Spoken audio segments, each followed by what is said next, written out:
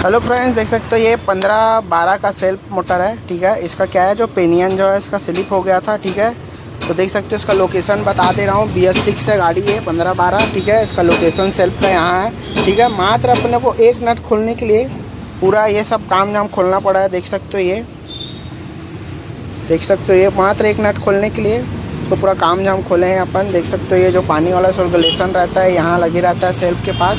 तो देख सकते हो इसका सेटअप पिट अपन कर लिए हैं। देख सकते हो किस तरह का अंदर में देख सकते हो ना, पाना लगाने का जगह ना, मोटी लगाने का जगह। ठीक है, अभी इसका पूरा सिस्टम टाइट कर लिया है।